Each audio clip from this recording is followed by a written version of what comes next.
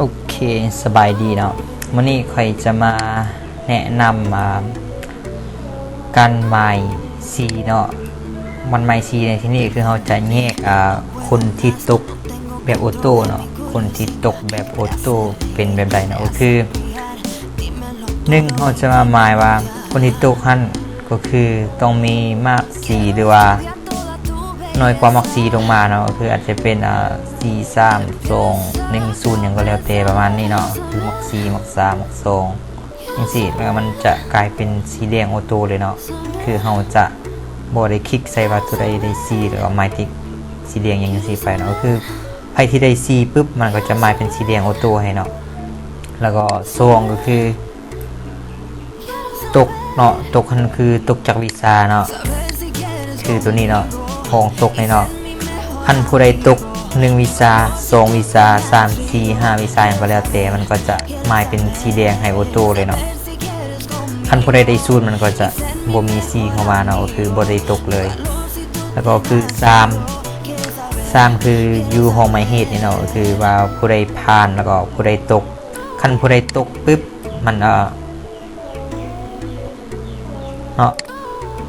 คันผู้ใดตกปึ๊บจังซี่นะมันก็จะเป็นสีแดงออกมาทันทีเลยแล้วก็ผู้ที่ผ่านก็จะบ่เป็นสีแดงเนาะก็จะมีอยู่3จุดที่จะไปใส่สีให้มันเนาะแบบออโต้เนาะเดี๋ยวจะให้เบิ่งว่าออโต้แบบใดเนาะออโต้ในที่นี้ก็คือเราสังเกตพวกนี้เนาะเราตก1วีซ่าเนาะแล้วก็จะกลายเป็นสีแดงแต่ถ้าเราตก2วีซ่าเนาะก็คืออาจจะได้3ปึ๊บเนาะมันก็จะกลายเป็นสีแดงออโต้เนาะในจุดนี้เนี่ยเราจะบ่ได้ไปเลือกอยู่ที่เนาะแล้วก็จะ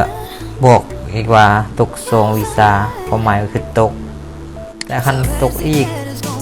2ด้วยเนาะก็จะกลายเป็นสีแดงก็จะกลายเป็น3วีซ่าเนาะที่ตกความหมายก็คือตกแล้วสมมุติคันลาวคนนี้เนาะได้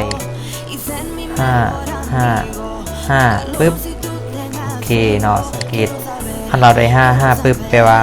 เราบ่ตกเราผ่านเนาะก็จะออกว่าผ่านแล้วก็จะบ่มีสีแดงให้อีกเนาะโอเคประมาณนี้เนาะแล้วเราจะมาเบิ่งวิธีการใส่เทื่อละอันเลยเนาะ1ก็คือตัวนี้เนาะเราต้องไปใส่สีให้มัน2ก็คือตัวนี้3ก็คือตัวนี้เนาะที่เราจะต้องไปใส่สีให้มันเนาะโอเคสำหรับการคิดไล่คะแนนรวมเฉลี่ยจันดับที่แล้วก็เอามาสอบคนตกแล้วก็ใส่ไม้เหตุผ่านหรือบ่ผ่านเนาะแม่นค่อยได้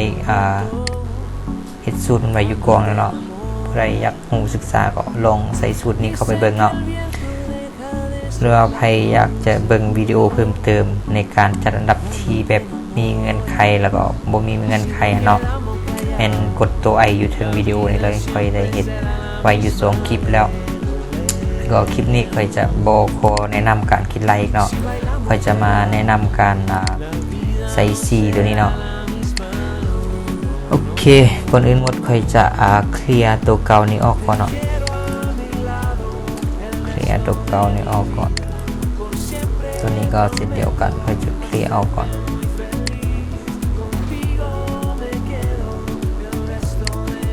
ตัวนี้ก็คือการจะเคลียร์ออก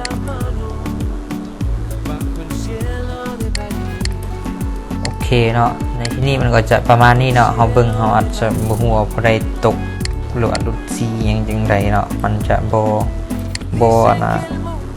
สะดวกตาเบิ่งปานใดเนาะเบิ่งแล้วมันลายๆตาอยู่เนาะเราจะเอาสีเข้าไปจังซี่เนาะก็คือเอาสีพื้นกับสีตกซ้อนเข้าไปก็คือ054หั่นที่ตกหั่นเราจะใส่เป็นสีแดงจังซี่เนาะและส่วน5ขึ้นไปจนฮอด10นี่มันเราจะใส่ว่าผ่านแล้วก็พอให้มันมีสีพื้นน้อยมันเป็นสีปกติคือเก่าจังซี่เนาะ โอเคก่อนอื่นหมดมันเราจะมาเฮ็ดตัวนี้ก่อนตัวที่1คือมักสีลงมานี่เราจะมาเลือกในขอบเขตของคะแนนนี่เนาะโอเคเมื่อเราเลือกได้แล้วเราเข้ามาที่ตัวนี้เข้าตัวนี้เนาะ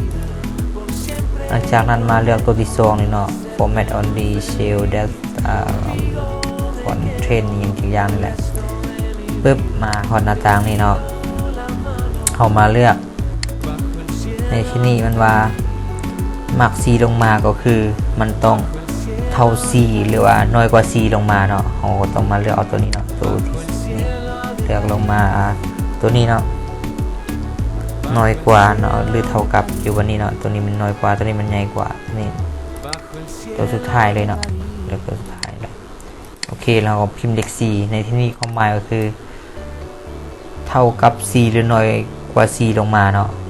มันจะเป็นสีแดงเราก็ต้องมาเลือกฟอร์แมตนี้ให้มันเป็นสีแดงกับเอาฟูดสีพื้นใส่สีแดงจากนั้นสีของตัวอักษรเราจะใส่เป็นสีขาวก็โอเคหลังจากนั้นก็โอเคเนาะโอเคเห็นว่ามันจะขึ้นมาออโต้เลยเนาะเราจะรู้เลยว่าคนที่ตกนี่มันนี่เนาะตกเท่าไหร่วันนี้เราจะเบิ่งเนาะว่ามันจะตกเท่าไหร่เป็นผู้ใดเนาะให้มันโชว์เป็นสีแดงเนาะโอเคสเต็ป2ก็คือตกจากวีซ่าโอเคคือเก่าเลยเนาะเอาตัวที่2นี่คือเก่าเนาะจากนั้นมาเลือกนี่ในจุดนี้มันเราจะเลือกเอาตัวใหญ่เนาะเมื่อกี้เป็นตัวน้อยตัวนี้ตัวใหญ่ที่นี่ก็คือของเราเนาะเลือกเข้ามาก่อนเนาะเราจะใส่เป็น1ความหมายที่นี่1เนาะก็คือว่าถ้าว่ามันเท่า1หรือว่าใหญ่กว่า1ท่านให้มันเป็นสีแดงก็คือถ้ามันตกวิชาเดียวก็มี1มันก็ต้องเป็นสีแดงแล้วก็ตก2วิชาเป็นเลข2ก็ต้องเป็นสีแดงเนาะความหมายคือ1แล้วก็ใหญ่กว่า1ขึ้นไปจนโหดอีกอย่างก็แล้วแต่เนาะโอเคก็คือเก่าเลยสีแดงแล้วก็นี่ก็สีขาวโอเคเนาะสังเกตเนาะมันก็จะขึ้นมาให้เราเลยเนาะ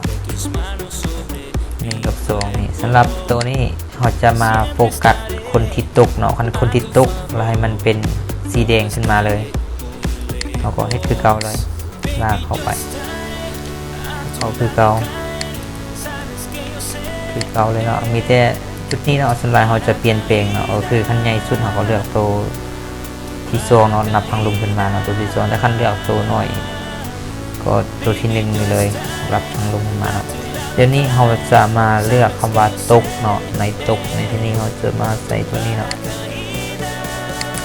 1 2 3นับทางขึ้นลงมาเนาะตัวที่3นี่เนาะแล้วเราก็พิมพ์คำว่าตก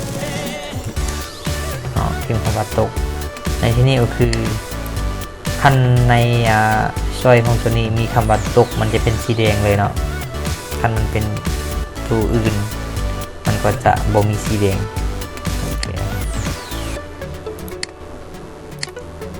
คือเก่าเนาะทุกอย่างคือเก่าก็โอเคเนาะก็จะเห็นมันเป็นอย่างนี้เนาะโอเคแล้วเราจะมาลองเบิ่งคือเก่าเลยเนาะอาจจะได้บริมาเซ็งเป็น0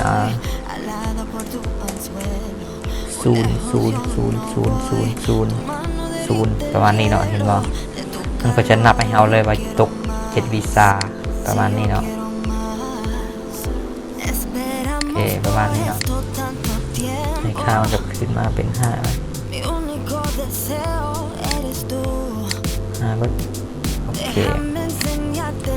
ก็จะประมาณนี้เนาะการใส่สีโอเคเนาะมาฮอดนี้ก็จะขอจบคลิปเพียงเท่านี้เนาะอย่าลืมกดติดตามช่อง YouTube โรงเรียน IT แล้วก็ Facebook โรงเรียน IT เนาะเพื่อบ่ให้พลาดคลิปใหม่ๆ